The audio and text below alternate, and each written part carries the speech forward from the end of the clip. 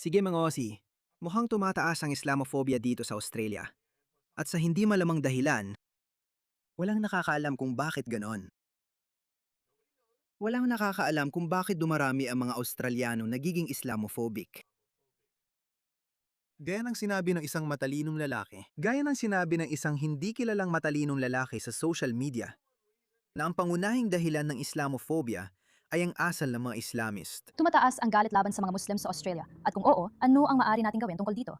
Tumataas ba talaga ang galit laban sa mga Muslim sa Australia? At kung oo, anong maaari nating gawin tungkol dito? Bilang isang mamamahayag, nakapag-ulat na ako ng 12-12 ng kwento tungkol sa mga pananakit at pag-atake. Pero nitong mga huli, tumataas na ang mga krimeng may motibong pagkamuhi. Kamakailan, nakausap ko si Samir Drabot na di umano'y inatake at sinaksak habang papunta sa isang moske sa Melbourne. Sa kabutihang palad, hindi siya tinamaan ng kutsilyo at butas lang sa kanyang jacket ang iniwan nito. Ngunit na ospital siya matapos siyang bugbugin ng husto at matrauma dahil sa nangyari.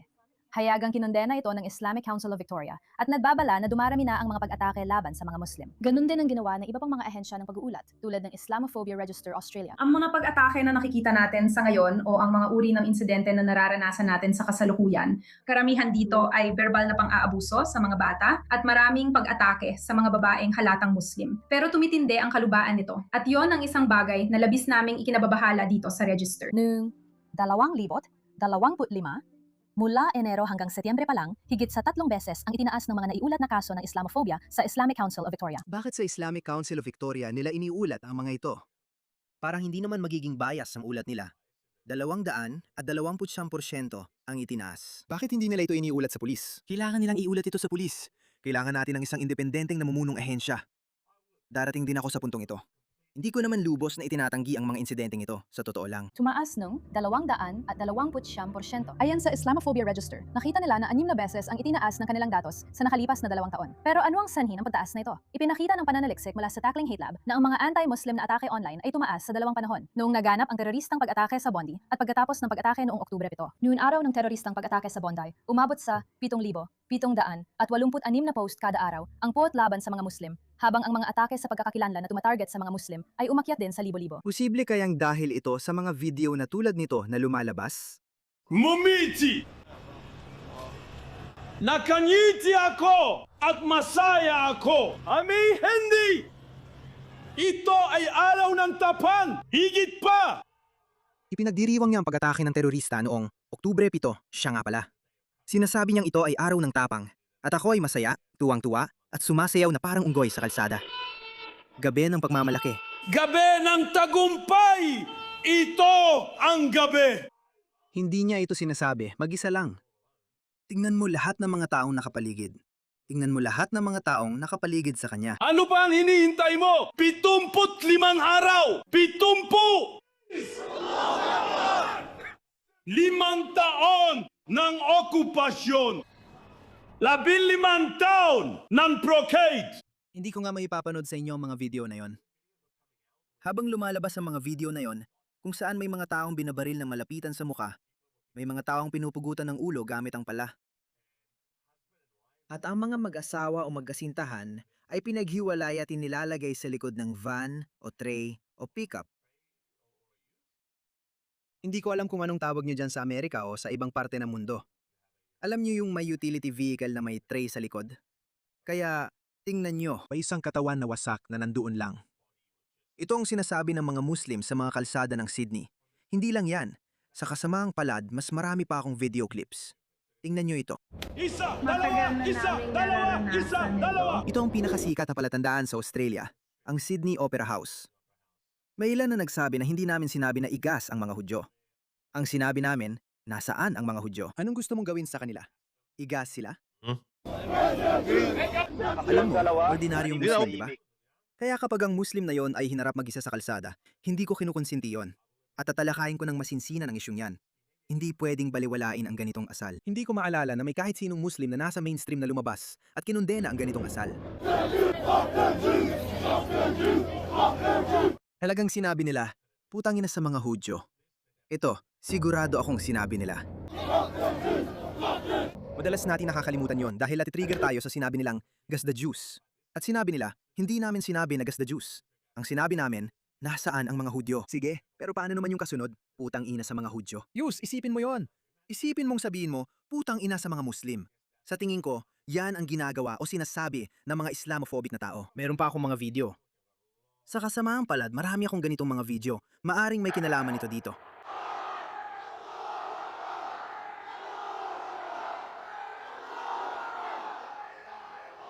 Zap. May mga tao pa sa Australia na buhay pa ngayon na naalala ang mga kalsada at mga shopping mall sa Australia na walang ganitong kalokohan. Naalala ko yon.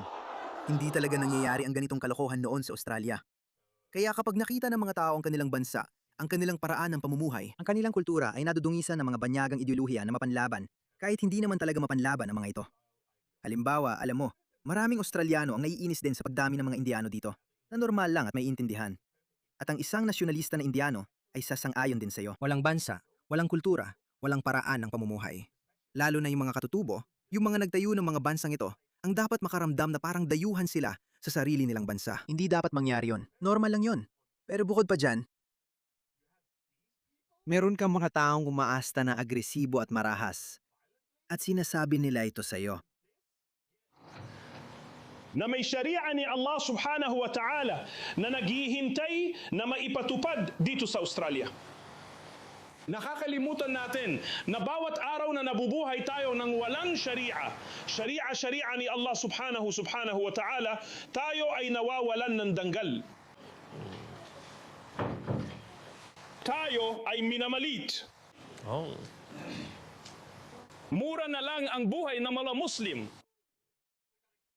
Kaya maaari kang makakita ng isang Indiano na nagtatapon ng basura kung saan-saan o naliligo gamit ang sabon sa pampublikong swimming pool na ikagagalit ng mga karaniwang Australiano. At tama lang naman, pero hindi sila mapanlaban. Hindi sila nandito para sakupin tayo. May sarili silang interes, pero hindi sila banta sa sibilisasyon. Yon ay banta sa sibilisasyon sa sarili nitong paraan. Ang ibig kong sabihin, dapat nating palaging protektahan ang orihinal na kultura. Palagi kong sinasabi na dapat manatiling Australiano ang Australia, ang bahagdan ng puting populasyon ay hindi dapat bumaba sa 90%. Hindi ito dapat bumaba sa 90%. Dahil sa kadahilan ng iyon. Pero kahit papaano, hindi naman nila sinusubukang gawin yon. At kung tutuusin, marami talagang mga Indian na Hindu, pati na rin mga Hindu na Indian na Australiano. Dahil likas silang makakaliwa, nahuhulog sila sa bitag ng mga Islamistang ito sa hindi malamang dahilan. Napansin natin ang ganitong ugali sa UK at ngayon sa Amerika, tulad din na Roh Khanna at iba pang mga tao. Parang kayo mga tanga. Hindi nyo ba alam kung anong ginawa ng mga taong ito sa inyo sa sarili ninyong bansa, India? Kaya naman tumataas ang Islamophobia. At tingnan mo, ang pang-udyok ay likas na sa Islam ang pang-udyok. Ganon din sa UK, France, Germany at ngayon sa Amerika. At hindi magiging iba ang Australia. Isa rin itong bansang kanluranin. Heto pa ang isa pang Muslim na taga-Australia. Gusto naming makita na naipapatupad ang Sharia at gusto naming makita na umiiral ang khilafah ng Islam. Kaya kailangan naming magsikap para dito. Kapag ang mga Muslim ay nasa isang malakas na posisyon, doon na sila maaari magsimulang humawak ng kapangyarihan. At isa pa lang yan. Panahon na. Kapag sila na ang may kapangyarihan, doon nila ipapakita sa iyo kung sino ang boss. At silang lahat ay pinag-iisa ng pan-Islamikong doktrina. Mayroon kang si Yasser Qadi sa US na tinutulungan ng CARE at ng Muslim Brotherhood. At pagkatapos, nandun naman ang mga tauhan ng dawa sa Britanya. Mayroon kang 25 na Muslim na MP sa House of Commons. Mayroon tayong dalawa dito sa Australia sa Senado. Si Maharin Faruqi, yung napakasamang politiko na galit sa Australia. Meron kang si Fatma Payman na nanalo sa plataporma ng labor. Pero pagkatapos, ay humiwalay siya at gumawa ng bagong partido politikal na tinawag na Australia's Voice. At puro hijabi at Muslim lang ang miyembro. At tinawag niya itong lehitimo. Tinawag niya itong Australia's Voice. Iyan ang pangalan ng isang partido politikal. Tingnan natin kung ano ang mangyayari dyan. Pero hindi niya binitawan ang pwesto na napandalunan niya sa plataporma ng labor. Ang mga taong ito ay magkakakampi at agresibo at alam nila ang gusto nila. Ngayon, Islamophobia, yung isa na sinimulan natin na tinutukan ng ABC. Siyempre, sasabihin ko sa iyo na walang matinong tao ang dapat lumapit sa isang ordinaryong Muslim at guluhin siya, murahin, o ituring siyang hindi tao. Kasi kailangan mong maintindihan, marami sa mga Muslim na ito ay hindi naman kusang sumasali sa ganitong Islamic takeover. Isa itong banggaan ng mga sibilisasyon. Kailangan mong tingnan ito sa mas malawak na pananaw mula sa perspektibo ng mga sibilisasyon. At hindi na ito isang conspiracy theory. Nangyayari na ito sa harap mismo ng ating mga mata. Sa maraming lungsod at bayan sa Inglaterra, tuluyan ng bumagsak. Bumagsak na rin ang Bankstown at Lakemba sa Australia. At ang Dearborn at Hamtramck Pati na rin ang maraming bahagi ng Texas at Florida ay bumagsak na rin. Sa ibig kong sabihin ng bumagsak, ginagawa lang nila ang itinakda o itinuro sa kanila. Gumagawa sila ng sarili nilang mga komunidad. Ganyan talaga ang ginagawa ng mga tao. Gumagawa sila ng mga komunidad kung saan namumuhay sila ayon sa mga patakaran at regulasyon na sa tingin nila ay pinakamainam. Islamiko yan. Kultura at relihiyon, ito ang nagsisilbing operating system ng mga tao. At doon sila umiikot. Kaya kapag nabuo mo na ang komunidad mo, anong susunod mong gagawin? Siyempre, maghahanap ka ng paraan para palawakin ito. Ganyan lang talaga ang takbo ng mga bagay-bagay. Kaya hindi ko ito irerekomenda sa'yo. At ito rin ang dahilan kung bakit ko ito kinokondena. Huwag kang basta-basta lalapit o maglalabas lang sama ng loob sa isang ordinaryong babaeng Muslim o babaeng nakahijab. Hindi yun ang tamang paraan para harapin ito. Dinadala ko ang anak kong babae sa kanyang kindergarten at may isang napakabait na babaeng Muslim na nakahijab doon. Sobrang bait niya, palangiti siya at talagang inaalagaan niya ng mabuti ang anak ko. Madalas kong naisip parang, alam mo ba kung sino ako? Parang hindi ko naman napapansin na may tensyon sa pagitan namin. Kaya sa tingin ko, malamang hindi niya alam kung sino ako. Wala akong galit o masamang intensyon sa kanya. Kung siya ay nag-aalala, lalapitan ko siya gaya ng paglapit ko sa kahit sinong tao. Dahil naiintindihan ko ang isang bagay. Ang mga individual na Muslim na ito ay hindi mo kaaway. Oo, may ilang masasamang individual tulad ng mag-asawang ipinakita ko sa iyo. Pero ang isang individual na Muslim ay namumuhay lang ng ayon sa kanyang sariling paniniwala o sistema. Yun lang. Kailangan natin ng mas malawak na solusyon, isang mas pangkalahatang solusyon, isang solusyong pangsibilisasyon. Na pasensya na, sinubukan na namin ito. Sinubukan naming bigyan ng pinakamalawak na kalayaan ang mga dayuhan. Tulad ng binigyan namin sila ng karapatang magsuot ng burka sa publiko, magbukas ng mga paaralang Islamiko na, pasensya na, masasabi kong napaka-atrasado at primitibo.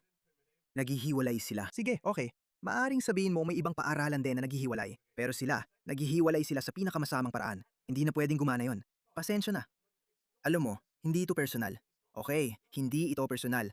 Mabuti kang, ayos ka naman Muslim, hindi kita kinamumuhian. Pero sa kasamaang palad, may responsibilidad akong protektahan ang aking kultura. Hindi ito isang mapanlabang paninindigan. Gusto akong protektahan ang pagkakakilanlan ng aking bansa. Gusto kong protektahan ang aking kultura. Gusto kong protektahan ang aking paraan ng pamumuhay na nagsasabi na kailangan nating magkaroon ng ganitong kurikulum. Kailangan nating sundin ang ganitong pamantayan ng pag-aaral. Kailangan nating sundin ang ganitong pamantayan ng asal sa publiko. Nakasama dito na hindi ka pwedeng tumitig, manakot, o mangprovoka ng mga babae na hindi sumusunod sa inyong dress code. At ang pagbibihis mo na parang ninja warrior gamit ang mga plastic bag, hindi namin pinahahalagahan yan sa aming lipunan. Hindi kita lalaitin na parabang ito ay gabay ng isang pastol ng kambing papuntang langit. Gawin mo ang gusto mo. Pero sa kasamaang palad, hindi mo magagawa yan sa bansa ko. Yan ang paninindigang dapat panindigan ng bawat bansa sa kanluran at kailangan din nating gawin yan. At ito mismo ang sinasabi ni Pauline Hanson. Kaya, ito ang huling opinyon ko. Tumataas ang Islamophobia at ito ay direktang resulta ng masamang asal ng mga Muslim. Isa pang halimbawa, ibibigay ko sa iyo. Naalala mo ba ang mga taong ito? Naalala mo ba ang mga ito? Itong dalawang nurse, sila yung hayagang, mayabang, na nagsabi na oo, kapag may Hudyo na napunta sa aming pang-alaga, papatayin namin sila. Kumalati sa buong mundo. Umabot sa buong mundo ang kwentong ito. Paano tumugon ang komunidad ng Muslim? Lahat ng malamang hindi mo mababasa lahat ng maliliit na pangalan na ito. Mga pangalan ito ng mga individual, mga lider ng komunidad at mga organisasyong Muslim, mga grupong advokasya, sa madaling salita, lahat halos ng may kinalaman sa mga Muslim. Inendorso nila ang mga taong ito. Sinuportahan nila ang mga taong ito. Kaya maraming hindi Muslim ang naniniwala na nagkakaisa kayo, na medyo totoo naman. Kung ikaw ay kikilos sa parehong paraan bilang isang komunidad, makakatanggap ka rin ng pagtutol. Sige, at ito ang Islamophobia na ating nakikita. Kahit na, gaya ng sinabi ko, kinukondena ko ang mga individual na aksyon na iyon. Hindi dapat mangyari ang mga iyon, pero mangyayari pa rin. Kahit anong sabihin ko, kahit sino pa ang magsabi, sinasabi ko ito. Kung makikiusap ako sa bawat Australiano, huwag kayong lumabas at puntiryahin. At seryoso ako, wag niyong habulin ang isang Muslim na individual. Baka makasalubong mo ang nanay ko na wala namang kinalaman sa kahit ano, na nanganak ng isang kampeon. Joke lang, pero walang saysay yan. Pero kahit ilang beses ko pa sabihin, o ng mga taong katulad ko, hindi may iwasan na may mga sasagot, may gaganti, at may mga inosenteng madadamay. Dahil kayo, bilang isang komunidad, ay kumikilos sa paraang umaakit na matinding pagtutol. Ang mga taong ito ay pinaglalaban ng kanilang paraan ng pamumuhay. May karapatang silang panatilihin ang kanilang paraan ng pamumuhay. Sino ka ba? 50 taon nang nakalipas, wala ka naman dito sa kontinente na ito o sa alinman sa mga kontinenteng ito. Ngayon, nandito ka na at binabago mo ang mismong kalakaran ng mga lipunang ito. At tinatakot mo ang mga tao, pinupukaw mo sila, At kumikilos ka sa paraang nakakainsulto sa mga taong tulad ng nangyari ito sa Sydney noong unang bahagi ng taong ito. Naalala mo? Ginagawa nila ito kahit saan. Sinabihan siya na lumayo at nagsimula silang magdasal. At sinabi ng pulis sa kanila, tuloy lang kayo. Gusto niyo bang umalis o ano? Tingnan mo ito. Sinadya talaga nila yan. Itinaas pa nila ang mga puwet nila sa ere. Kaya napilitan ng pulis na paalisin sila. Ginawa talaga nila yon. Sinadya talaga nilang gawin yon. Gusto talaga nila ng ganitong kuha para masabi nila, tingnan mo, Islamophobia. Pero hindi mo naiintindihan. Sa totoo lang, nagbigay pa ito ng motibasyon sa mga tao na, oo, ganito dapat tayo. Ganito dapat ang UK. Ganito dapat ang Amerika. Wala itong personalan. Walang personalan dito. Nakikipaglaban tayo para sa ating sibilisasyon. Nakikipaglaban tayo para mapanatili ang ating paraan ng pamumuhay.